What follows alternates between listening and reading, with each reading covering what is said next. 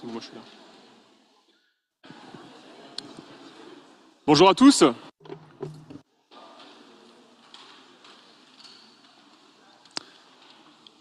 Avant de commencer, comme d'habitude, quelques petits réglages techniques. Assurez-vous bien d'avoir votre casque branché. D'accord? Et ensuite, vous pouvez choisir deux chaînes différentes, soit l'anglais sur le canal 1, soit le français sur le canal 2. Libre à vous ensuite de vous challenger tout au long de la conférence si vous progressez en anglais ou en français. Il y aura donc deux langues aujourd'hui, des interprètes en français et en anglais. D'accord? Merci à tous d'être venus aussi nombreux déjà aujourd'hui. Honnêtement, je suis très content d'être devant vous pour la conférence de lancement du Pacific Dataviz Challenge. C'est un grand jour encore aujourd'hui puisqu'on est déjà à la 4e édition du Pacific Dataviz Challenge. Ça passe très vite et j'espère qu'on vous a manqué. Depuis l'année dernière, je vois des visages familiers qui reviennent déjà tous les ans. Je suis aussi heureux d'être devant vous aujourd'hui puisque c'est un petit peu égoïste et personnel, mais il y a mes parents dans la salle, donc ils vont comprendre pourquoi, qu'est-ce que je fais à l'autre bout du monde depuis maintenant 4 ans. Donc forcément une petite fierté personnelle aujourd'hui d'avoir ma famille aussi. Donc comme je vous le disais, très heureux de me retrouver devant vous aujourd'hui. On va maintenant passer assez rapidement donc, à la conférence de lancement et les différents détails qui vous intéressent. Et évidemment, je sais très bien le thème que vous attendez tous. Donc la révélation du thème sera faite notamment par une collègue de la CPS. Donc on va pouvoir tout de suite passer à la première slide d'introduction. Merci Marie pour la partie technique. Alors, avant de passer à cette présentation, on a une superbe bande-annonce à vous partager. D'accord? Une superbe bande-annonce dans laquelle vous trouverez aussi des visages familiers, sûrement du paysage de la CPS, mais aussi de la région du Pacifique. Donc je vous laisse regarder ça et me dire vos retours ensuite. Marie, tu peux envoyer. What does the word Dataviz mean to you? Data what? Dataviz. Alors là, je sais pas, aucune idée. Et toi? Moi, ça me dit rien du tout. Is it a TV show? C'est pas une marque de chaussures? A dad high vis. Is that like a high vis for dads? I have no idea. Data quoi? Ah ouais, je sais pas. Maybe being able to visualize what a particular date looks like.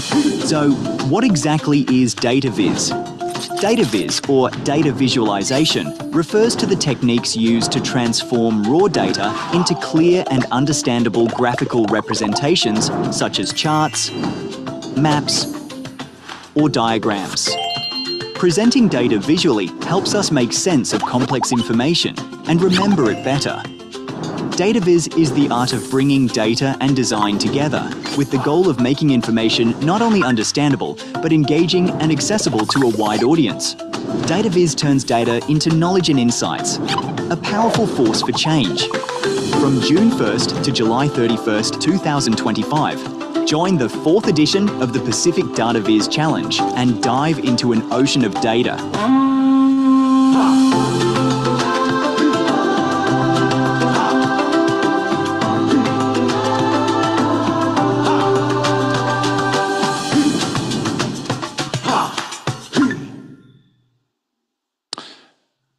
Merci Marie pour cette gestion technique formidable. Je pense qu'on peut déjà applaudir cette bonne annonce. Qu'est-ce que vous en pensez?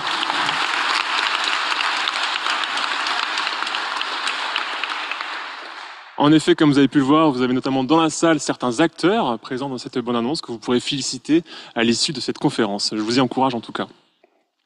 Quelques petits détails aussi, je suis obligé de les partager.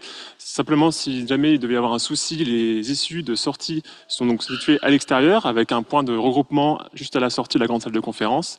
Et enfin, les toilettes sont à la sortie également sur la gauche. Je suis obligé de le partager, c'est fait. Maintenant, si vous avez des questions, on aura une séance de questions-réponses à la toute fin donc, de cette conférence. Vous pouvez aussi, ceux qui sont sur Zoom, les poser directement dans le chat. Et Marie va faire en sorte de garder un historique de toutes les questions pour tout simplement qu'on puisse y répondre à la toute fin de cette conférence. D'accord ? J'espère que c'est clair pour tout le monde et on va pouvoir se lancer.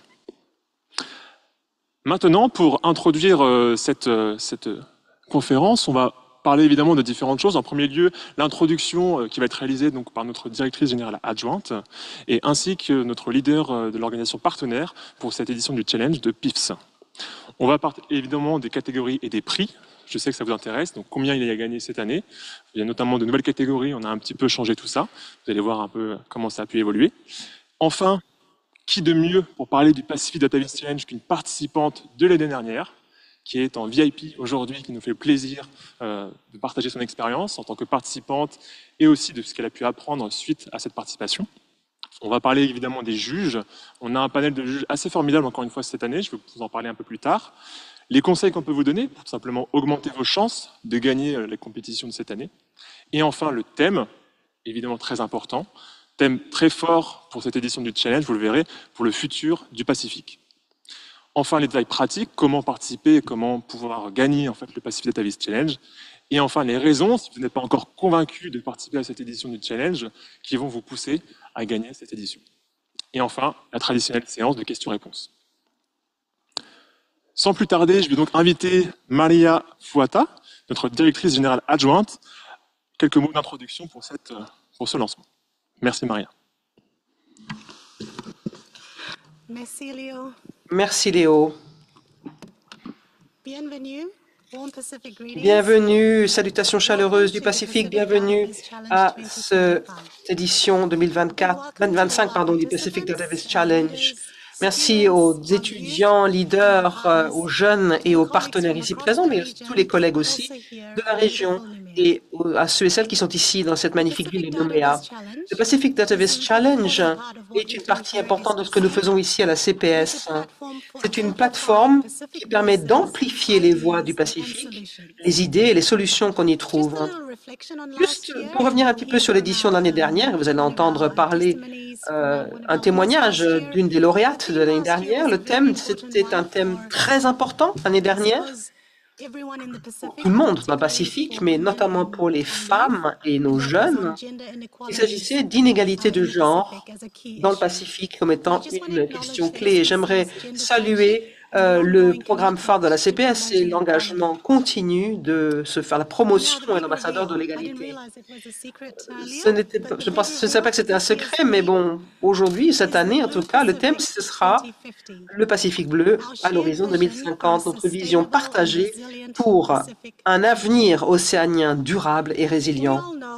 Nous savons tous, et nous l'avons entendu dans différentes assemblées et dans différentes talanois et discussions, quelle est l'urgence de ces défis océaniens auxquels nous sommes confrontés. Par exemple, le changement climatique, la protection des océans, la résilience économique et le patrimoine culturel et linguistique. Donc,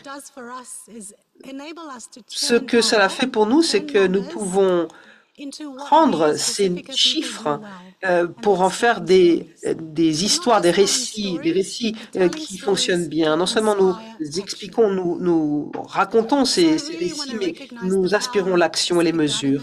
J'aimerais aussi saluer le fait que ce database rende les données accessibles, engageantes et elle a un plus grand impact pour nos communautés océaniennes. J'aimerais remercier tous les participants qui contribuent avec leurs connaissances, leur créativité et leur passion à ce concours. J'aimerais également saluer qu'il s'agit là d'un effort collaboratif, un effort très océanien. J'aimerais aussi saluer notre organisation sœur, le Forum des îles du Pacifique, le FIP, qui prendra la parole dans un instant, tous les pays membres, mais également tous les partenaires qui façonnent cette vision du Pacifique bleu à l'horizon 2050. Vous savez, c'est seulement dans 25 ans, donc ça va aller vite. Enfin, je vous souhaite à tous et à toutes bonne chance pour ce concours. Inspirez-vous des personnes qui prendront la parole aujourd'hui et soyons inspirés pour informer et faire le lien à travers les données et continuer à raconter nos histoires. Vinaka.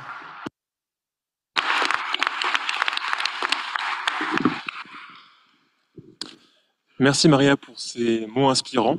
Je suis sûr en parler à beaucoup ici dans cette salle. Je vais inviter maintenant donc Manaini Rokovunisei, donc Policy Advisor sur toutes les questions sociales donc au Pacific Island Forum Secretariat. Manaini, je vous laisse prendre la parole. Merci.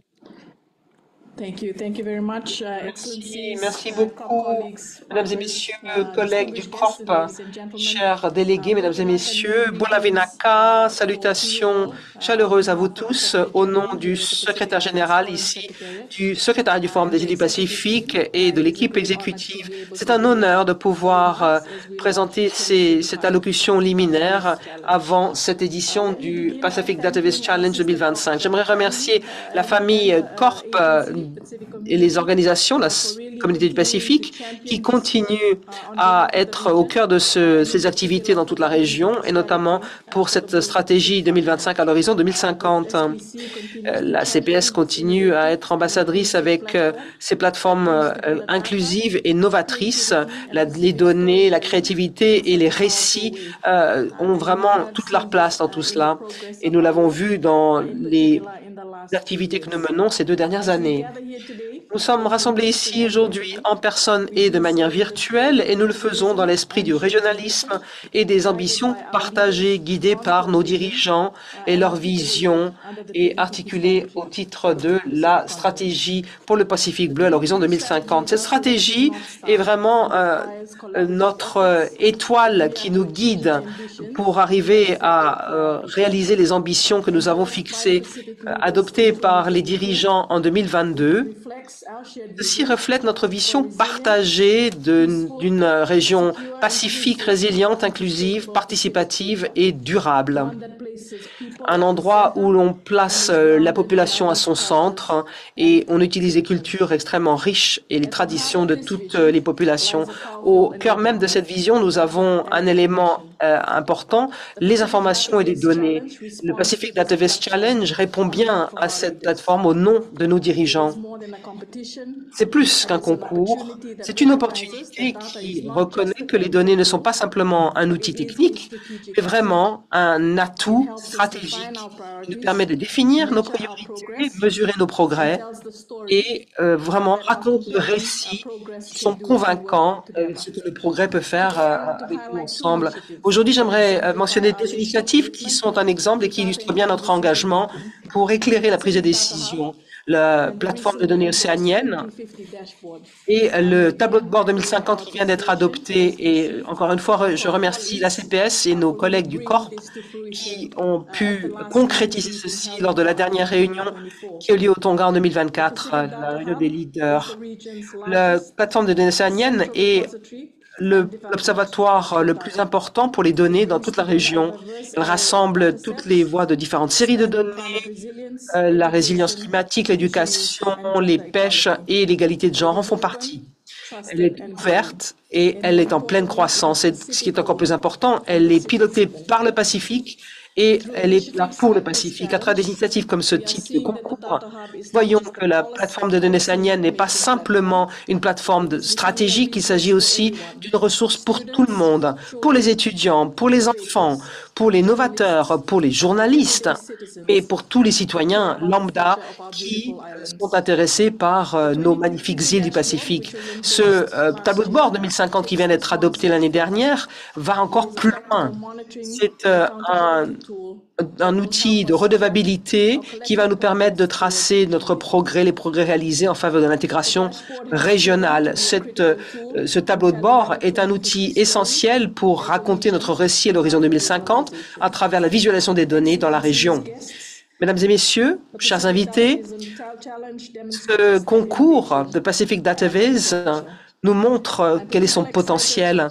Je suis très stimulé par la catégorie, surtout sur les jeunes, la jeunesse cette année, parce qu'il ne s'agit pas simplement d'aptitudes et de données, mais il s'agit vraiment de faire avancer notre leadership. Les jeunes sont non seulement les leaders de demain, comme on l'a déjà entendu, mais ce sont vraiment des leaders aujourd'hui. Ils jouent un rôle essentiel pour s'assurer que cette vision à l'horizon 2050 soit atteinte. Nous lançons donc le Pacific Dataviz Challenge 2025 et n'oublions pas que les séries de données ne sont pas abstraites, elles reflètent nos vies, nos défis et nos espoirs.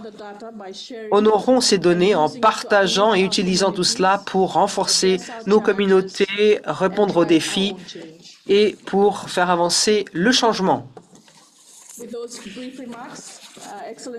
Mesdames et messieurs, chers délégués de haut rang et chers membres du Corp. J'ai hâte de pouvoir participer à tout cela et voir comment les choses vont avancer. Merci beaucoup, Vinaka Vakalevu.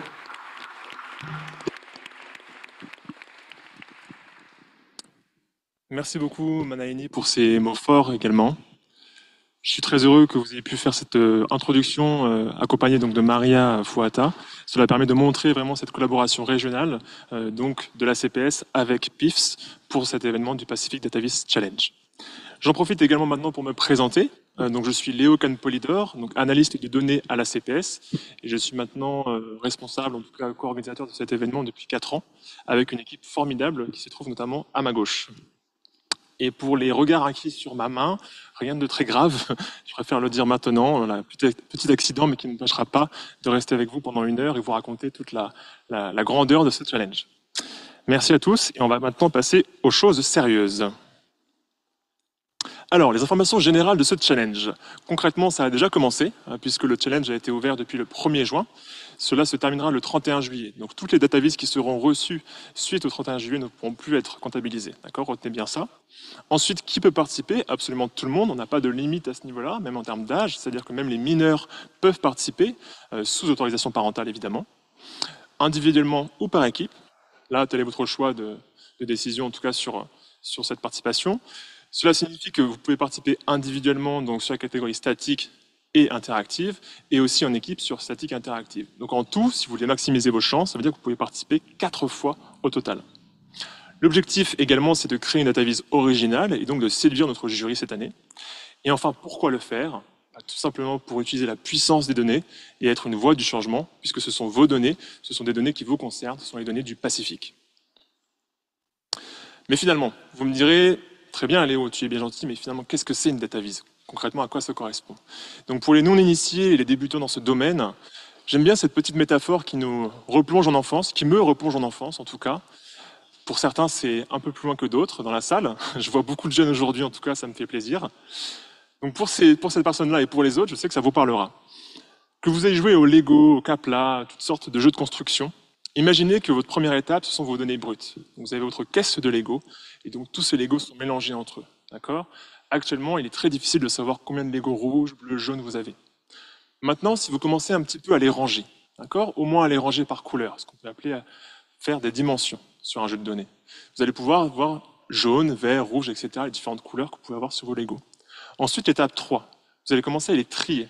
Vous allez les trier par longueur, les petits Legos avec les petits Legos, les grands Legos avec les grands Legos, etc. Vous continuez à nettoyer vos données. 4e étape, maintenant vous allez les présenter visuellement. Et assez facilement, vous allez pouvoir voir que, par exemple, vous avez beaucoup plus de Lego rouges que de Lego noirs. Et que maintenant, si vous voulez acheter de nouveaux Lego, vous demanderez à votre mère, s'il vous plaît, est-ce que je peux avoir un peu plus de Lego noir que de Lego rouge ?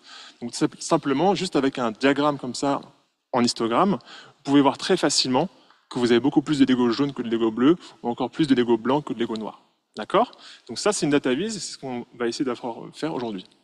Et maintenant, si vous êtes très bon, vous pouvez rajouter une histoire, ce qu'on appelle du storytelling. Vous allez raconter votre datavise, d'accord ? Et ça fait partie notamment des critères des juges cette année. J'espère que cet exemple était plus clair. Maintenant, un exemple un peu plus sérieux.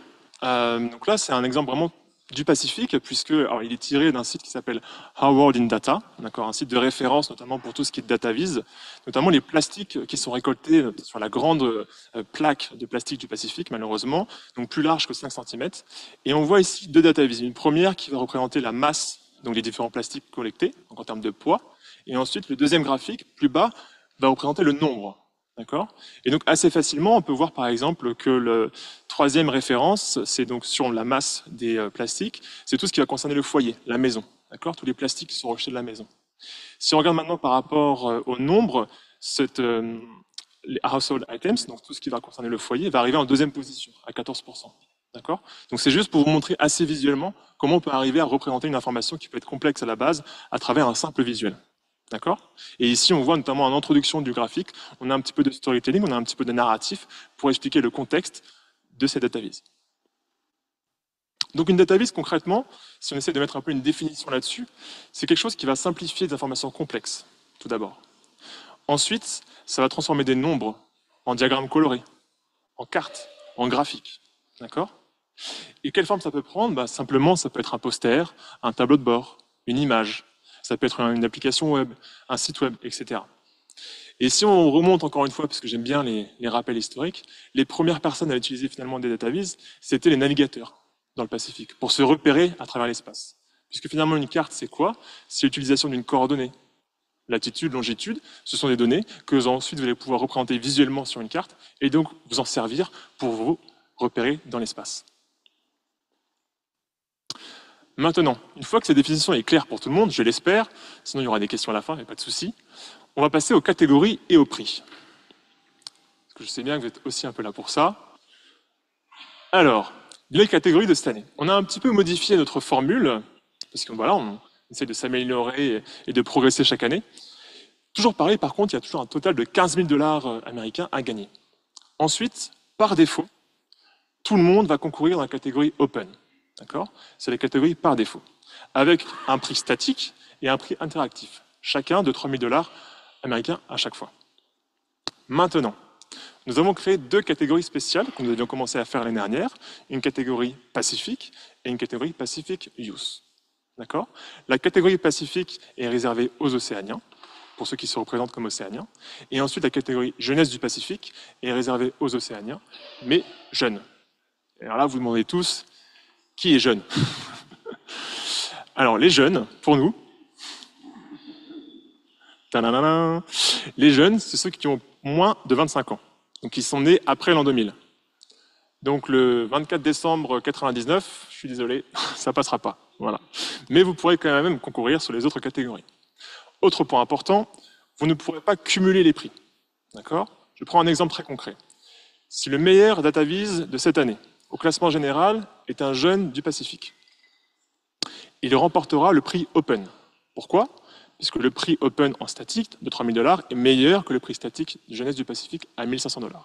Donc non seulement il aura toujours le meilleur prix, mais il ne pourra pas cumuler les prix. Voilà. Donc ça, c'est très important à comprendre. Et évidemment, on n'en a pas assez parlé, mais on a de magnifiques trophées aussi à vous offrir, qu'on voit notamment sur la table devant Maria et Peter Ellis, donc mon directeur, que vous pouvez juste apercevoir, je ne sais pas s'ils pourront le voir sur Zoom, mais en tout cas, ils sont disponibles aussi sur la diapositive ici présente. Voilà. Et je sais que notre invitée, Fiona Umpa, qui va nous parler tout à l'heure de son parcours à travers le Data Viz Challenge, a ramené également son trophée, et elle a bien raison. Maintenant, un exemple plus concret de ce qu'est une data viz statique, puisque vous avez bien vu, donc il y avait deux catégories différentes, statique et interactive. Un exemple très océanien, finalement, ici, vous pouvez voir en un coup d'œil qu'on représente la population de l'Océanie. D'accord? Elle est statique. Pourquoi elle est statique? Puisque tout simplement, ce n'est pas interactif. Peu importe si vous cliquez sur le poster ou pas, rien ne va changer sur l'image. Ensuite, on peut voir que c'est une bonne data viz, puisqu'en un coup d'œil, on voit assez rapidement que l'Australie est largement devant en termes de population, suivi ensuite de la Papouasie-Nouvelle-Guinée. Et ensuite, on voit les autres pays, Nouvelle-Zélande, Fidji, Nouvelle-Calédonie, etc. Cependant, on voit aussi qu'il y a un petit peu de storytelling, puisqu'il y a un petit peu de texte, si vous regardez bien en haut du graphique, qui peut être difficile à lire pour vous, mais pour placer le contexte, encore une fois. Et on voit en effet que l'Océanie est représentée par un tout petit point en haut à droite. Voilà. Même si on couvre 20% donc, du territoire dans le monde, c'est vrai qu'on est plus mineur par rapport au reste du monde. Pour autant, ça n'enlève rien à notre importance et à nos problématiques dans la région. Maintenant, un autre exemple, cette fois interactif. Et cette fois, cet exemple nous vient de Jan Holtz, qui est le gagnant de la catégorie interactive du Data Viz Challenge l'année dernière. Ici, il nous avait fait une application web ou ce qu'on appelle une data story. L'idée est qu'en scrollant, donc en allant vers le bas, vous allez pouvoir avoir différentes données. Et ici, vous le voyez, en fonction de là où vous cliquez, les données vont pouvoir interagir, elles vont changer, elles vont évoluer. C'est donc ça le côté interactif d'une data viz. Et ici, il est parti d'un constat, c'était que les femmes gagnaient moins en moyenne que les hommes, donc en référence au thème de l'année dernière, Gender Inequality. Et ensuite, il s'est attaqué à la cause, essayer de voir si ça ne venait pas de l'éducation en elle-même. Donc évidemment, je ne pourrais pas vous détailler toute la suite de cette data viz, mais qui est très intéressante. Je vous laisse la consulter si vous le souhaitez sur notre site Data Viz Challenge, Pacific Data Viz Challenge, où il y a toutes les data viz de l'année dernière et des éditions précédentes.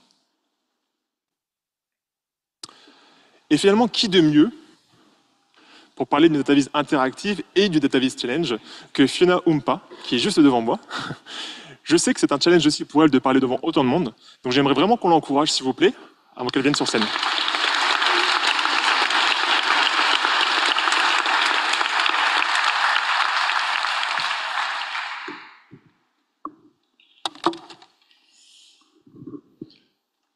l'exercice.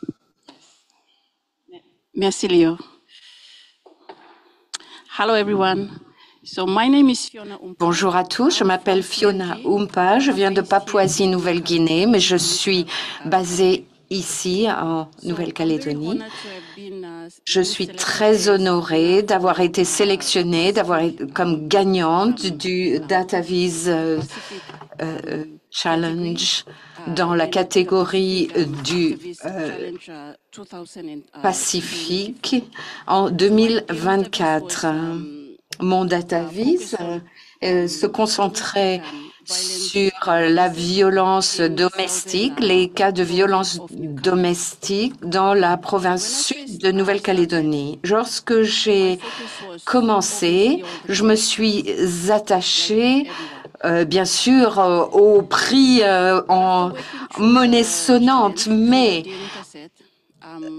ayant vu l'ensemble de données que j'allais traiter, j'ai voulu vraiment voir ce que je pourrais tirer du concours pour vraiment voir quelles informations je pourrais apporter. Donc, d'utiliser mon DataViz comme une voie pour sensibiliser à la violence domestique, non seulement ici, mais également dans toute la région du Pacifique.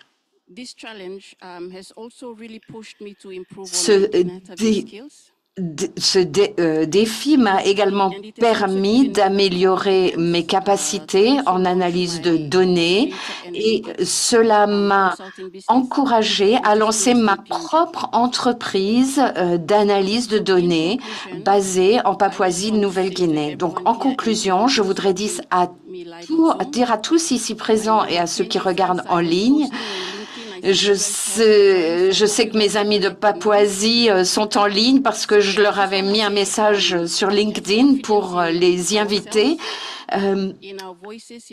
Donc, je crois que nous devons nous concentrer sur les voix que nous exprimons, sur nos participations et nos contributions. Et je vous encourage à le faire parce que je vous assure que vous en tirerez des enseignements précieux. Merci.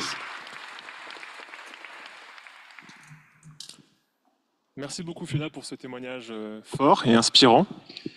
On est très fiers honnêtement dans l'équipe du Pacific DataViz Challenge d'inviter Fiona encore aujourd'hui, puisqu'elle a un parcours assez étonnant. Elle a commencé à participer lors de la première édition du DataViz Challenge, si je ne me trompe pas. Elle a continué à participer jusqu'à la dernière édition l'année dernière et a fini par gagner. Voilà. Comme quoi le travail paye. Je pense qu'on peut encore l'applaudir s'il vous plaît.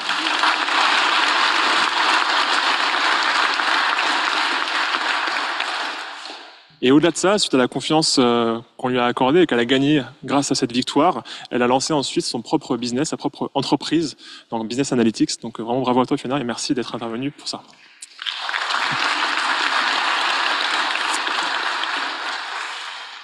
Maintenant, je veux d'autres Fiona.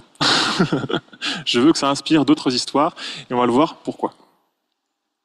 Les critères d'évaluation.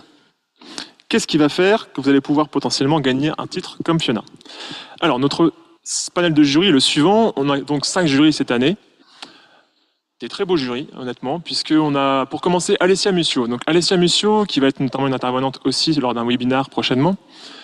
C'est une serial winneuse de DataViz Challenge. Alors, elle a parcouru le monde, honnêtement, pour toutes les victoires qu'elle a remportées, notamment sur ce type de compétition.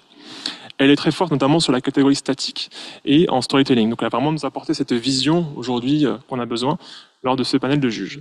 Ensuite, on a Dr Lagipoiva Jackson, qui elle est journaliste au Guardian, d'accord, anciennement Asie économiste, et donc a un parcours aussi assez étonnant. Elle a commencé au Samoa et maintenant donc travaille aux États-Unis. Elle va nous apporter aussi de la vision, donc toute la partie storytelling sur laquelle elle est très forte, et compléter la partie design de Alessia. Enfin, on a un juge qui s'appelle Yuri Zaremba. Donc lui, il est directeur du design chez Ford, donc au niveau du produit chez Ford. C'est un ancien de Meta, d'Amazon et de Microsoft, donc il vient du monde privé. Et lui a une expertise notamment en termes de design. Enfin, on aura Williamé, qui est connecté, je le sais, sur Zoom. Donc merci encore de faire partie de ce panel, Williamé. Il est donc ici travaillant Pacific Island Forum Secretariat et notamment Policy Advisor sur le sujet donc du Blue Pacific 2050, donc sur le thème, et il va nous apporter donc l'expertise dont on a besoin pour l'évaluation des données cette année. Et enfin, on aura Shelly Feng, donc, qui est Staff Design Engineer chez Visa, donc les cartes bancaires Visa. Et donc pareil, qui a gagné de nombreux challenges auparavant. Et évidemment, on préfère l'avoir en tant que juge que participante, parce que sinon, ce serait trop compliqué pour les autres.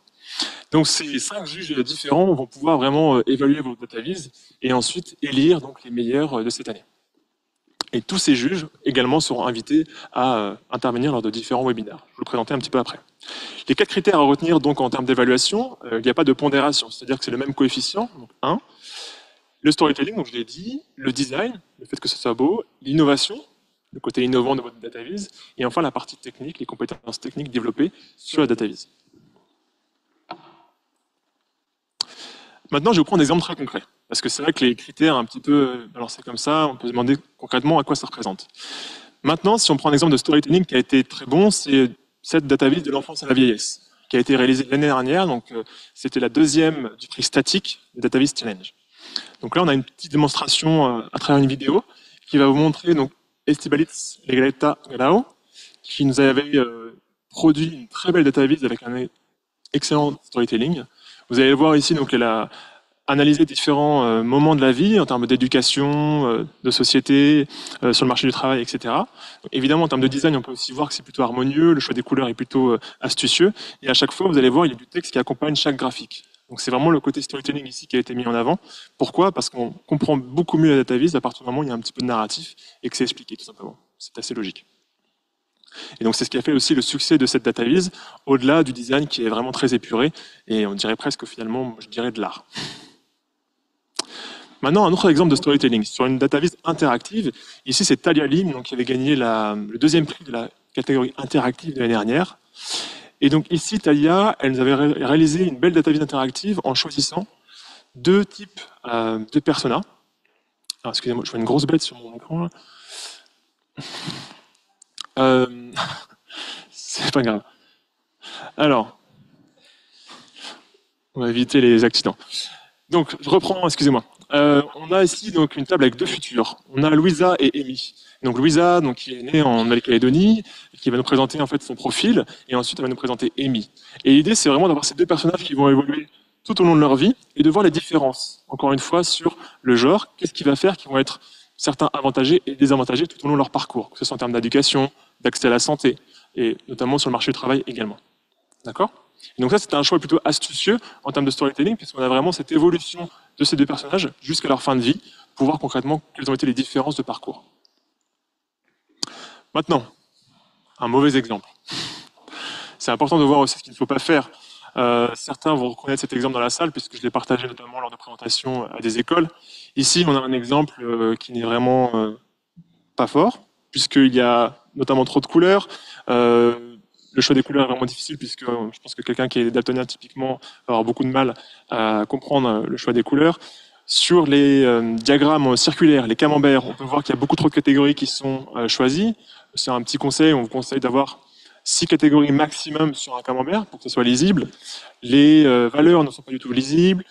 Bref, il y a beaucoup de choses négatives sur cet exemple qui font que ça sera une mauvaise note. D'accord? Je pense que vous le voyez aussi assez facilement comme moi. Maintenant, un bel exemple. Alessia Monsieur, donc je l'ai présenté un peu plus tôt, donc qui va être juge cette année, avait gagné la catégorie statique l'année dernière. Et elle nous avait fait donc cette magnifique database donc sur la violence faite aux femmes en Calédonie. Donc sujet fort et puissant, donc évidemment sur le territoire et sur le reste du Pacifique. Le choix des couleurs est plutôt bien fait. On a une harmonie entre les couleurs avec un dégradé du rouge. Globalement, c'est un sujet qui est difficile. Pour autant, elle a essayé de faire quelque chose de joli en termes de design. Et surtout, vous le voyez, notamment beaucoup de storytelling à chaque graphique. Cette database, c'est aussi important de le souligner, a été réutilisée ensuite par la province Sud pour illustrer des conférences, pour illustrer des formations sur les sujets d'inégalité homme-femme. D'accord? Donc, c'est ça que c'est intéressant si jamais vous êtes amené à gagner ou pas d'ailleurs, parce que potentiellement, même si vous êtes participant et que vous ne gagnez pas, votre database peut être réutilisée ensuite par des instances, des institutions, des écoles qui vont pouvoir promouvoir votre travail. Maintenant, un exemple de beau design. Ici, donc, c'est le docteur Cheryl Lagipoeva-Jackson, dont je parlais un peu plus tôt. Avec toute son équipe, elle a réalisé une database interactive de storyboard. Okay, donc ici, on peut le voir, on a une database qui évolue, avec à chaque fois un texte associé. Et donc, c'est l'influence du réchauffement climatique. d'accord, sur la biodiversité et notamment la migration des oiseaux en Amérique du Sud. Donc, il y aurait vraiment matière à dire pendant 1 heure sur cette database tellement c'est intéressant. Pour autant, ce que je vous conseille, c'est de la consulter encore une fois sur le Database Challenge, le site. Ce que je voulais juste vous montrer ici, c'est que le design, encore une fois, est vraiment très bien fait dans cette database. Le storytelling aussi est important. En fait, c'est une database très complète, puisque même la compétence technique est intéressante. D'accord ? Donc ça, c'est un bel exemple, encore une fois, de bonne database qui peut être fait, sur laquelle je vous encourage pour vous inspirer. Le côté innovant. Alors moi j'adore prendre des exemples de notre compétition, donc je vais continuer. Donc ça c'est une participation de l'année dernière. C'était en fait un magazine si vous voulez. Donc c'est une database interactive, donc si vous voyez les démonstrations, c'est une database interactive mais faite sous format de lecture. Donc, vous pouvez le voir, on va tourner des pages et à chaque fois on va pouvoir découvrir un dossier spécial, un article en particulier sur telle analyse, etc. etc. Et donc c'est vraiment ce côté innovant qu'on a trouvé intéressant puisque comme vous pouvez le voir, ce n'est pas simplement une database interactive comme un tableau de bord. Ils ont vraiment essayé de faire quelque chose qui se lit facilement, qui vraiment déroule en termes de fluidité et avec des catégories assez spéciales, des dossiers spéciaux. Donc c'est ça qui a plu en tout cas dans le jury et qui a fait que c'était quand même une belle database et qui avait fini dans le top 10. Voilà. Et à la fin, on voit un dashboard plus général avec différents filtres si vous voulez jouer avec les données. Donc ça, c'est vraiment une catégorie, encore une fois, interactive. Le côté innovant, encore une fois. Christine Baumann, donc c'était la gagnante de Database Challenge, mais la catégorie interactive l'année dernière. Ici, on a une métaphore qui est très intéressante. Elle nous a représenté en fait les personnes en dessous du niveau de pauvreté à travers des feuilles. La métaphore est un peu particulière, mais vous le verrez, elle le détaille tout au long de sa démonstration lors de cette database. On voit les différents pays analysés, donc les îles Marshall, le Vanuatu et Kiribati. Et en fait, en fonction du côté de la feuille où vous êtes, c'est la population urbaine ou rurale. Et plus vous êtes haut dans la feuille, plus vous êtes sur une catégorie d'âge élevée. D'accord ? Tout cela, évidemment, je le sais parce que je l'ai regardé plusieurs fois, mais sinon, c'est détaillé tout au long de la database pour que vous puissiez le comprendre. Donc là, c'est le côté innovant aussi. Parfois, on n'est pas forcément obligé d'utiliser des histogrammes, etc. Vous pouvez innover en termes de database et de représentation graphique. Enfin, compétences techniques. Voilà, c'est un exemple très difficile. Mais malgré tout, c'est Craig Taylor, donc un intervenant qui était parmi nous l'année dernière, qui propose ici une vidéo interactive de trafic des bus, donc dans la région de Michigan, de Newcastle, pardon, Newcastle. Et on voit donc cet amas de petites billes qui fait qu'on comprend assez rapidement où sont les différents bus et où est-ce qu'ils doivent arriver avec les principales personnes qui récupèrent. D'accord ? Donc c'était juste une représentation graphique assez intéressante des différentes personnes. Donc voilà pour les différents critères énoncés. J'espère que c'était assez clair. Donc le storytelling, le design, l'innovation et les compétences techniques. D'accord ? Maintenant, je vais vous proposer quelques conseils pour réaliser une belle database. Alors, pour commencer, les différents outils. On n'a pas trop de limites à ce niveau-là. Les outils, vous utilisez ce que vous voulez. Globalement, on a juste une liste ici non exhaustive de tous les outils que vous pouvez trouver pour réaliser une database, mais que ça aille de Python, R, Tableau, Power BI, Google Looker, je pense à Canva, je pense à Photoshop, etc. Vraiment là-dessus, aucune limite. D'accord ? Donc c'est vraiment libre à vous de choisir ce que vous voulez. Ensuite, ce qui est vraiment très important, explorez vos données, comprenez vos données. C'est vraiment la première étape essentielle avant de construire votre database. Et en fonction des données que vous avez pu explorer, vous pourrez construire ensuite le message que vous voulez faire passer. D'accord ? Et qui se révèle à travers les données. Donnez du contexte, donnez du narratif, un peu de background sur votre database. Enfin, essayez de voir des évolutions, show trends, d'accord ? Des tendances qui peuvent se dissimuler, se visualiser à travers les différentes databases. Sélectionnez les bons visuels, d'accord ? Je vous montrerai notamment un exemple qui peut être flagrant. Différents visuels peuvent donner le différent message. Et enfin, ça c'est un conseil qui nous vient de Ruth Paolo Martinez, donc qui était notamment une intervenante à un webinaire il y a 2 ans, qui nous disait « Pensez comme un agent immobilier ». Ça peut être un petit peu surprenant. Pensez comme un agent immobilier, pourquoi ? Puisque pour faire une belle database, il faut que ça soit beau, spacieux, bien organisé, que vos graphiques ne soient pas les uns sur les autres, et enfin, bien planifié. D'accord ? Donc vraiment, essayez d'avoir cette métaphore, de vous l'appliquer à vous-même. Sélectionnez le bon visuel. Ici, on a un exemple très intéressant. Je vous laisse regarder dans un premier temps la différence entre les 2 cartes. On a une première carte qui est la Chloropet Map, qu'on peut voir ici, et la deuxième carte qui est une carte à bulles, Bubble Map. D'accord ? Ce sont les mêmes données utilisées, pour autant ils ont un message totalement différent. Je pense que vous pouvez le voir un petit peu avec moi. Si on regarde la Choropath Map, on peut voir une marée rouge, d'accord, sur la carte des États-Unis. Si on voit le deuxième exemple, avec les bubbles, on voit que c'est beaucoup plus nuancé.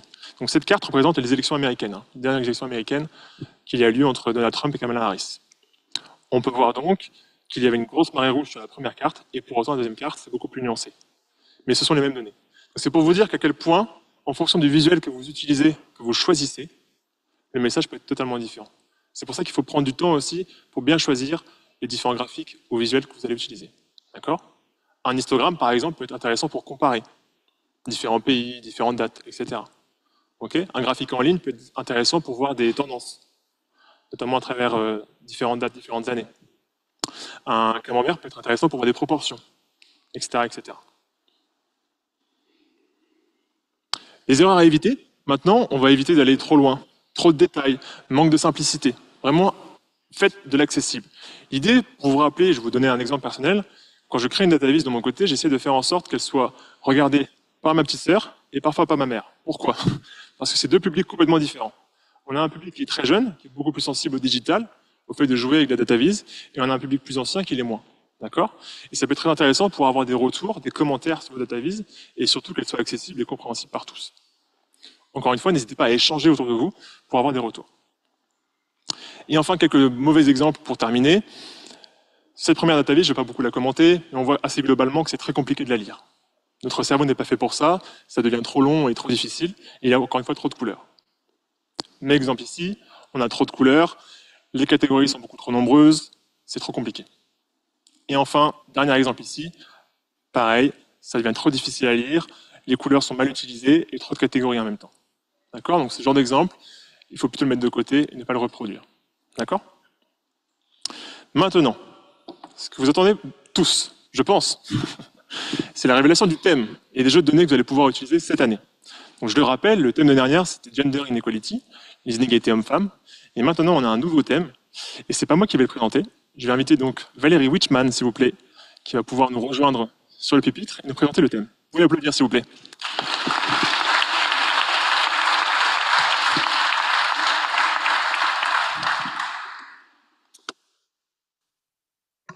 Lovely. Kia ora na tātou katoa toi te avatea. Bienvenue. Salutations et bienvenue chaleureusement à la jeunesse, aux innovateurs, à toute l'équipe de Challenge. Je commencerai par des paroles de sagesse de mes ancêtres de l'île de Rarotonga aux îles Cook.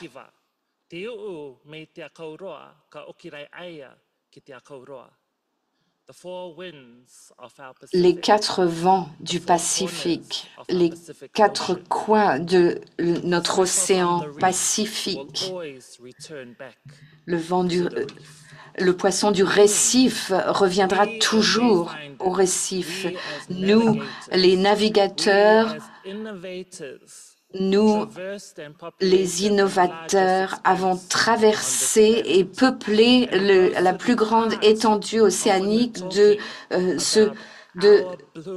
la planète. Nous parlons de notre Pacifique bleu, continent du Pacifique bleu 2050. Cette stratégie, ce n'est pas uniquement un document, c'est un appel à l'action. Et surtout, c'est la manifestation de l'essence de notre peuple océanien, de nos peuples océaniens. Et auparavant, lorsque je faisais partie de l'équipe SPL, je m'occupais de la planification aux îles Cook avant de rejoindre la CPS. les données. C'était très important pour moi sur la façon dont je tramais la narration de mon peuple des îles Cook. Les données jouent un rôle essentiel en tant que données probantes pour que les planificateurs les transforment en politique qui, sur la base des enjeux et de la meilleure façon d'y remédier. Et pour moi, le défi, c'était toujours comment concevoir ces récits, ces trames narratives, comment représenter des enjeux complexes pour les mamans qui étaient dans les îles éloignées, périphériques éloignées, et pour le petit enfant sur le banc de l'école. Cela représente la valeur de la démonstration, des illustrations de ces exemples est très important. DataVis en est un exemple pour des gens comme moi, en tant que planificateur, que nous puissions montrer, illustrer ces enjeux et montrer comment nous, en tant que continent du Pacifique, pouvons contribuer à apporter de meilleurs résultats à tous. Pour en revenir à la stratégie pour le Pacifique bleu à l'horizon 2050, il y a 7 domaines thématiques dans cette stratégie et je vais les passer en revue rapidement. D'abord, il y a leadership politique et régionalisme. Il s'agit de gouvernance. Nous avons également le développement centré sur l'humain qui doit être au cœur de toutes nos réflexions et décisions stratégiques. La paix et la sécurité, et comme nous le savons, le monde est dans une situation très difficile sur le plan géopolitique en ce moment. Le changement climatique et les catastrophes, une menace existentielle. Nous sommes même allés au tribunal international pour demander des solutions. Les océans, l'océan et l'environnement, notre Pacifique bleu, la technologie et la connectivité. Voici donc une vue d'ensemble des thèmes au titre de la stratégie pour le Pacifique bleu à l'horizon 2050. Et c'est là je voudrais revenir aux paroles que j'ai prononcées au début de mon allocution. Les poissons récifaux retournent toujours au récif. C'est notre maison, c'est notre continent du Pacifique bleu et c'est par ses valeurs, notre généalogie, nos terres, notre océan et toutes les entités qu'ils contiennent, que nous partageons tout cela au sein du continent du Pacifique bleu. Merci de votre attention. Merci beaucoup Valérie. Révéler ce thème si puissant cette année. Merci pour ces mots forts et inspirants.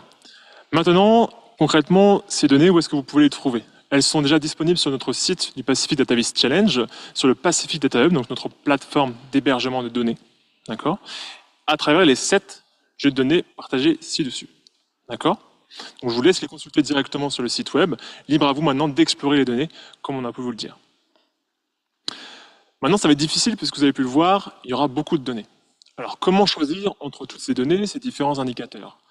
On vous propose 2 options, et vous pouvez même utiliser les 2.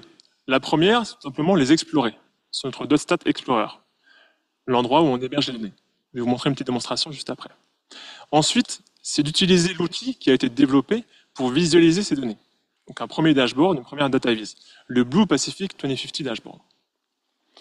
Donc là, si on regarde un petit peu sur cette démonstration, vous pouvez le voir, donc c'est la plateforme d'hébergement de stats. Vous pouvez voir ici sur cette vidéo, première overview, un premier contexte donc, du jeu de données en question, donc c'est le jeu de données 2, People Centered Development. Vous pouvez ensuite jouer directement avec les données sur le stat, d'accord. Ici, on a différentes vues. Vous pouvez jouer sur les filtres. Donc, ici, je suis en train de jouer avec les différentes années. Je choisis finalement 2020. Ensuite, vous pouvez jouer sur d'autres filtres. Par exemple, le sexe, l'âge, l'urbanisation, etc., etc. C'est à vous de jouer directement avec les filtres que vous souhaitez et choisir les indicateurs que vous voulez utiliser et que vous voulez visualiser. D'accord? Ensuite, une fois que c'est fait, vous pouvez directement ensuite télécharger ces données. D'accord? Ce que je vous conseille, c'est de les télécharger au format CSV, qui sera plus facile à lire ensuite si vous voulez explorer ces données. Ou alors, vous pouvez directement utiliser le développeur API, qui est disponible sur la plateforme. Donc ici, on a une démonstration du téléchargement CSV, ou le développeur API ici, avec le lien. D'accord? Pour ceux qui savent comment s'en servir. D'accord? Donc deux options. Téléchargement ou ensuite développeur API.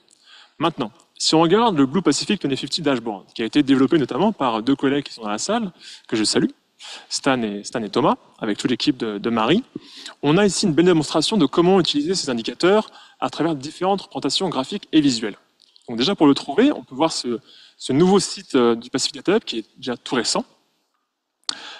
Ici, on a un détail sur le premier thème, People Centered Development. Je me balade sur les différents thèmes donc, de cette édition, donc de ce dashboard. Maintenant, je me concentre plus largement sur People Centered Development. Et vous allez le voir, il y a différents indicateurs. Il y en a nombreux. Donc c'est pour ça que je peux me dire, bon bah très bien, je vais m'attarder sur le premier indicateur, maternelle mortalité infantile. Et maintenant, vous pouvez le voir, donc il y a un histogramme qui représente les différents pays. Et si je veux avoir accès à la source de données, j'ai juste à cliquer sur la source PDH.stat. Voilà. D'accord? Donc deux options, PDH.stat pour explorer ou à travers le dashboard. Vous pouvez faire les deux. Je conseille d'utiliser le dashboard puisque honnêtement, ça va beaucoup vous aider. Maintenant, les détails pratiques. Comment participer finalement au challenge de cette année? C'est très simple. Vous avez juste à remplir un formulaire. Une fois que votre database elle est prête, vous remplissez un formulaire qui est disponible sur notre site web, sur la page d'accueil. D'accord? Si vous faites une database interactive, vous aurez un lien à nous partager, un lien URL. Donc vraiment très important. Votre database doit être disponible publiquement. Si elle ne l'est pas, cela ne pourra pas rentrer dans les critères de cette édition, et de toutes les éditions d'ailleurs. D'accord? Il faut que ce soit disponible publiquement. Ensuite, si c'est une database statique, vous partagez un fichier JPEG, PNG, peu importe, donc l'image de votre database statique. D'accord? Donc deux points très importants ici. Quelque chose que je voulais compléter également. Si jamais vous avez un jeu de données que vous voulez utiliser, mais qui vient d'ailleurs, c'est possible, vous pouvez combiner des données si vous le souhaitez. Par exemple, je prends un exemple très simple, le PIB de la Calédonie, vous voulez travailler sur un PIB par habitant, vous avez donc besoin de la population. Donc vous allez combiner la population et le PIB. Vous pouvez avoir le PIB par habitant. C'est possible. Pour autant, il faut que vos données soient disponibles en open data. Donc ça veut dire que vous pouvez quasiment piocher des données sur le portail du gouvernement, par exemple, Open Data NC, ou alors le portail des Nations Unies, le portail de l'OMS, etc., etc. D'accord? Enfin, les différents événements qui vont venir ponctuer cette édition du challenge. On a donc l'ouverture qui se fait aujourd'hui, le 3 juin. Ensuite, je vous invite tous, d'ores et déjà, à vous inscrire au prochain webinaire où on aura 4 stars de la DataVis qui vont nous parler de leur métier et de leur sujet. Je vais vous le présenter juste après. On en aura un deuxième cette année, et oui, un peu plus pour les plus gourmands, un deuxième webinaire le 26 juin, donc toujours de 10h à midi, heure calédonienne. Alors évidemment, ces webinaires, c'est tout en ligne, d'accord? Ce sera tout disponible sur Zoom. Et enfin, donc les applications, donc les participations pourront fermer le 31 juillet, avant une cérémonie de remise des prix, encore une fois hybride, à la CPS, ici, dans cette grande salle de conférence. À savoir également qu'on va organiser différents événements tout au long de cette durée, à Fidji, dans d'autres pays partenaires, pour essayer de continuer à embarquer l'ensemble du Pacifique sur ce challenge. Alors, maintenant, je vais vous présenter un petit peu nos intervenants de cette année, dont je suis très fier. Pourquoi? Puisque pour les plus sportifs d'entre vous, pour commencer, on aura Jérémy Cheradam. Jérémy, qu'est-ce qu'il fait? Il est data scientist à l'équipe de France de rugby. D'accord? Son travail, en quoi ça consiste? C'est d'analyser les performances sportives des joueurs, de prévenir les blessures des joueurs. Donc, je prends un exemple très concret. Il va faire en sorte de matcher avec la condition physique des joueurs à l'entraînement et les kilomètres parcourus, par exemple, d'Antoine Dupont lors d'un match. Et ensuite, toutes ces données, il va les communiquer sous présentation visuelle aux sélectionneurs de l'équipe de France, pour qu'ensuite ils puissent prendre des décisions en fonction des données collectées et visualisées. Donc Jérémy nous fera l'honneur d'introduire ce premier webinaire. Ensuite, Dr Lagipova Cheryl Jackson, très forte sur le journalisme, va nous parler du lien entre journalisme et visualisation de données. Pourquoi? Parce que c'est son métier, c'est ce qu'elle fait tous les jours, et c'est ce en quoi elle est une experte. Enfin, on aura Tabata, qui nous vient de Nouvelle-Zélande, qui est une spécialiste de la DataVis, va nous faire une petite intro pour arriver à faire une bonne data viz. Donc c'est très bien pour les débutants, mais même pour les plus experts. C'est vraiment aussi donc une présentation très pratique parfois, qui va être complétée ensuite par Powell. Powell, donc Jastrzębski, je ne suis pas sûr de prononcer très bien le nom, mais nous fait l'honneur aussi de nous rejoindre, et c'est un gourou de Python. D'accord? Et notamment lors de sa présentation en 15 minutes, il va réussir à vous faire produire une data viz assez rapidement en Python via son exercice. D'accord? Voici nos 4 premiers intervenants.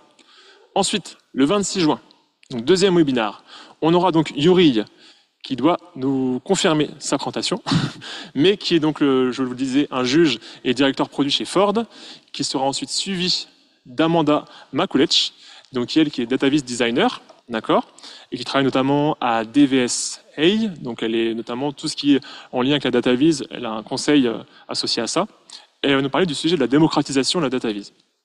Ensuite, cela sera complété par Alessia, qui va nous parler de son expérience et de sa carrière en tant que data viz spécialiste, data viz freelance.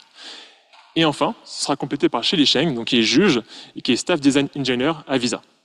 D'accord? Et elle va nous parler également de l'évolution entre data viz, d'une simple histoire au système. Maintenant, un rapide aperçu des différents chiffres clés des dernières, de 2024.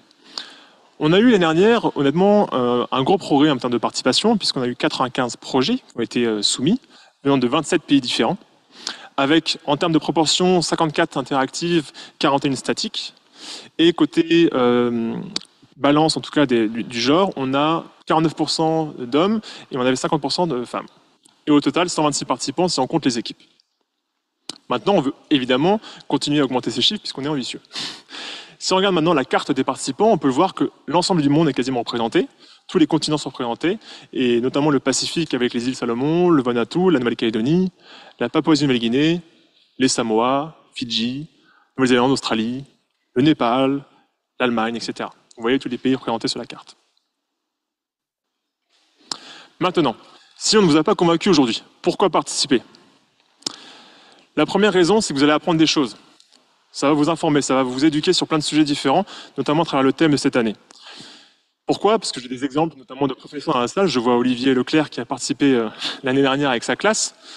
Sa classe a remporté un prix ad hoc qui a été remis à la conférence, à la cérémonie de remise des prix l'année dernière. Et je leur ai demandé finalement qu'est-ce qui vous a intéressé dans cette compétition. Et elles m'ont dit on a appris plein de choses. Moi, c'est vraiment ce qu'on veut entendre en fait finalement aujourd'hui des participants, c'est qu'ils apprennent des choses, finalement que ça les éduque, ça les informe sur le Pacifique, sur les sujets clés et des problématiques clés de la région. Ensuite, potentiellement, comme a pu le montrer l'exemple de Fiona, ça peut booster votre profil, votre réputation, votre réseau, et vous connecter notamment avec des experts, puisque Fiona a notamment aussi pris des cours avec le gagnant du prix interactif de l'année dernière.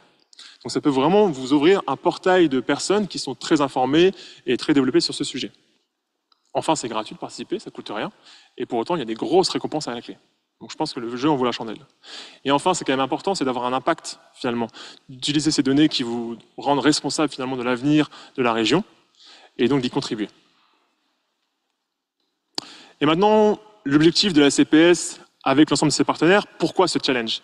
C'était d'introduire les données du Pacifique et d'encourager nos concitoyens à les utiliser à travers le Pacific Data Hub, notre plateforme d'hébergement de données. Enfin, c'est de promouvoir le Pacifique au reste du monde, de mettre le Pacifique sur la carte, d'inspirer nos concitoyens sur les problématiques clés du Pacifique, et enfin, de faire en sorte que les données soient accessibles à tous. Maintenant, on essaye vraiment de plus en plus cette année de travailler avec les différentes écoles de la Calédonie, de Fidji, du Vanuatu, de l'ensemble du Pacifique, pour embarquer le monde pédagogique avec nous. On a commencé avec USP, l'Université du Pacifique Sud, l'année dernière. On continue à le faire cette année. Il y aura une présentation notamment qui sera faite sur le campus. On continue à le faire avec UNC. On le fait avec différents BTS également. C'est juste avoir un petit mot pour vous encourager, si vous êtes professeur, si vous êtes des élèves, à en parler autour de vous, pour embarquer vos professeurs, vos classes, à suivre ce challenge. Pourquoi? Parce que je pense que ça peut avoir un double avantage. Le premier pour les professeurs, de rendre un cours aussi parfois attractif en sortant des sentiers battus sur des sujets qui les concernent. Pour les élèves, parfois de concourir à une compétition aussi sur des catégories qui leur sont réservées et finalement de comprendre et de s'informer sur le Pacifique. Enfin, c'est un projet régional. Comme vous avez pu le voir à travers l'introduction de PIFS et donc de la CPS avec Maria, on a une collaboration multilatérale, c'est-à-dire qu'on travaille aussi avec PIFS, mais aussi avec SPREP, donc deux organisations très clés du Pacifique. Ce n'est pas seulement un projet de la CPS, et on souhaite évidemment continuer à le faire dans les prochaines années, d'avoir ce projet comme un symbole de la collaboration régionale des différentes organisations. J'en ai presque terminé. Vous allez pouvoir vous rafraîchir avec différents verres à la sortie de cette conférence. Vous pouvez nous suivre sur les différents réseaux sociaux, d'accord, donc LinkedIn, Facebook, Instagram, YouTube. Vous avez aussi le site web qui est disponible ici. Vous pouvez regarder ce petit QR code pour vous connecter directement. Et toutes les informations, les vidéos qui vont sortir, toute la communication sera partagée à travers ces différents réseaux sociaux. Je vous invite largement, si vous souhaitez participer, à nous suivre sur les réseaux, puisqu'on a beaucoup de vidéos pédagogiques pour vous aider à comprendre le thème, pour vous aider à comprendre comment faire une bonne data viz, etc. Donc ça peut être vraiment intéressant pour vous si vous souhaitez participer, et même si vous ne le souhaitez pas, pour suivre les différentes nouveautés.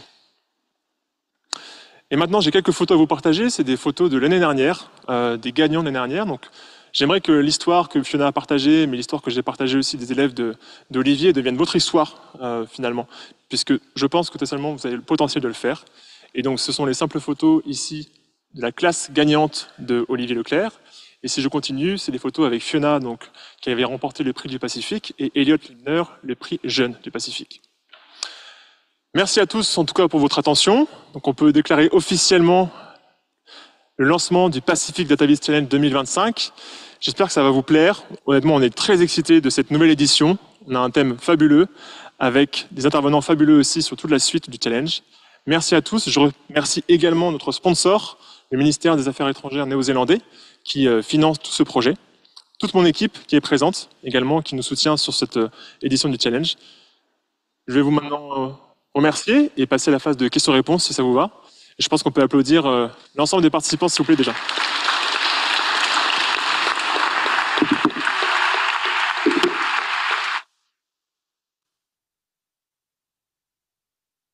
Est-ce qu'il y a des questions? J'ai mes deux collaborateurs qui peuvent donner un micro si besoin.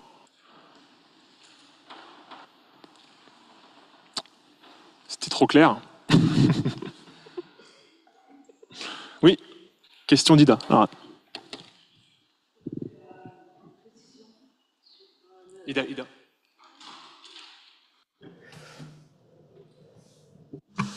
Heureusement qu'il y a la Joanne. Une précision sur le type de data viz. Est-ce qu'un PowerPoint avec des liens et du son incrusté, c'est dynamique ou c'est statique? That's a good question. It's a dynamic. Ok, merci. Votre question, c'est dynamique. Merci.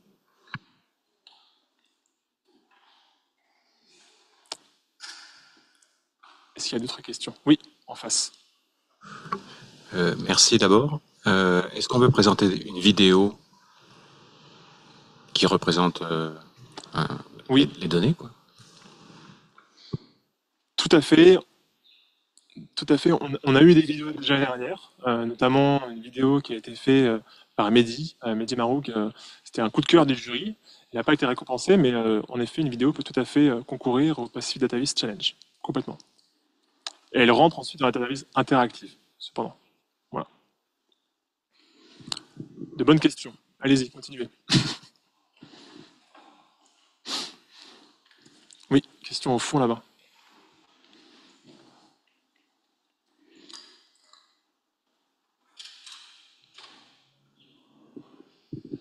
Y a-t-il un cadre à l'utilisation de l'intelligence artificielle? C'est une question dans l'air du temps.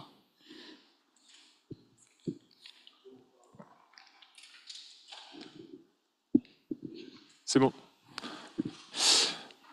Très bonne question. C'est une question que j'ai à chaque fois lors de mes présentations. Alors, en fait, l'IA, si vous voulez, on ne peut pas vous empêcher d'utiliser. Au contraire, aujourd'hui, c'est un outil d'accompagnement dans la création de data viz. Donc, je dirais même que parfois, on peut l'encourager. Cependant, évidemment, il faut que ça soit utilisé à bon escient. Ça reste quelque chose qui est produit de votre main. Mais pour autant, on ne peut pas vous interdire de l'utiliser. Voilà. Est-ce que c'est clair comme réponse? Ouais.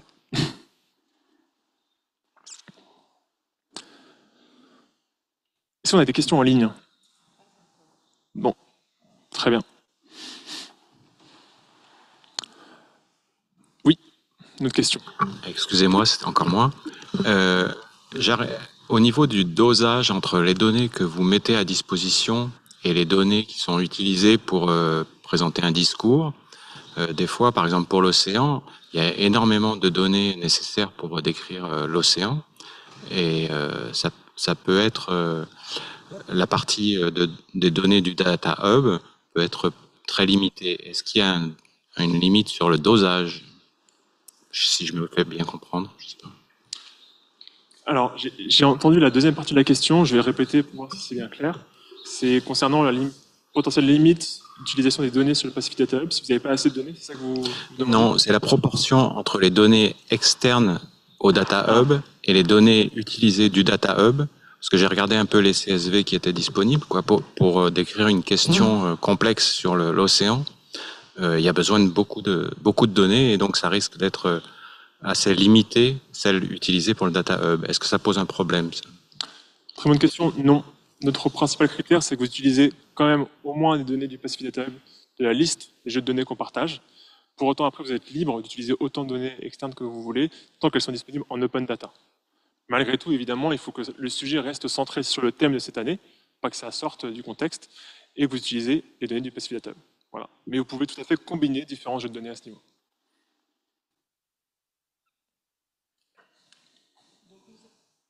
On m'entend? Voilà. Nous avons des questions en ligne. Nous avons une question de Zouvaina qui demande, dans le cas d'un format vidéo, est-ce qu'il y a une durée limitée?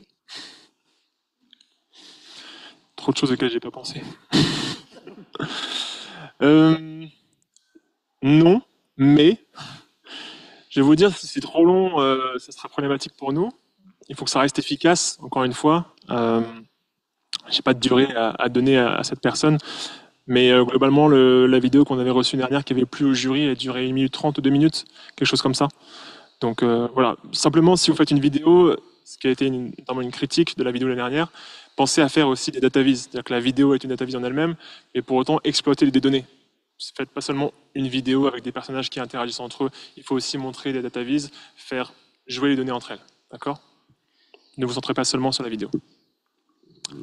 Ok, nous avons une autre question de la part de Barry qui demande, en tant que personnel d'universitaire, s'il a le droit, s'il est autorisé à aider ses étudiants à créer des visuels pour le challenge.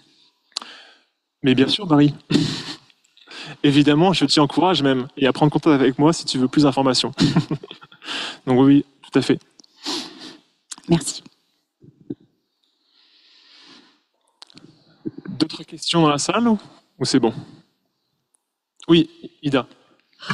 En fait, concernant le PowerPoint dynamique, du coup, il n'est pas nécessaire de le mettre sur un serveur, d'envoyer un lien. On peut mettre en pièce jointe le PowerPoint.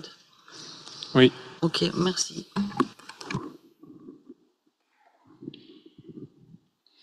Ah, j'ai une oreille à gauche qui me dit. Ah, oui, c'est vrai, c'est interactif, oui. Oui. On va peut-être avoir une contrainte technique, mais faut qu'on regarde. Dans ce cas, Ida, on en reparle un petit peu après. C'était bon.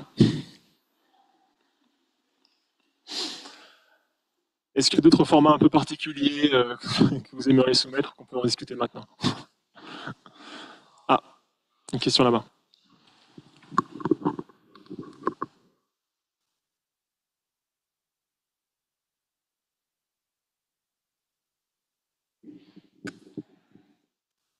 On m'entend? Oui. Est-ce qu'il y a un langage, enfin une langue imposée pour les données ou pas? Non. La CP, c'est une organisation bilingue anglais et français. Donc les deux langues peuvent être reçues si vous soumettez votre data viz. Pour autant, un petit conseil, notre jury est à majorité anglophone.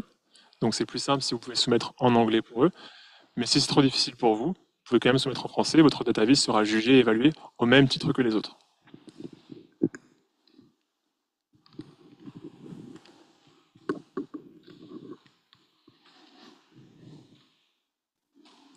C'est bon pour tout le monde?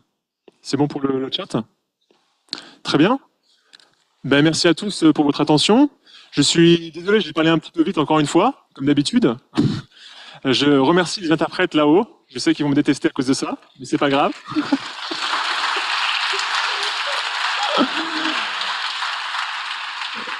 Et s'ils sont habitués, j'espère. Je remercie aussi Marie, côté technique, s'il vous plaît, on peut l'applaudir, qui gère toute l'informatique derrière. Et évidemment, l'ensemble de mes collègues pour l'organisation de ce challenge. Merci à tous, que le meilleur gagne, et bonne dégustation, et bon apéro.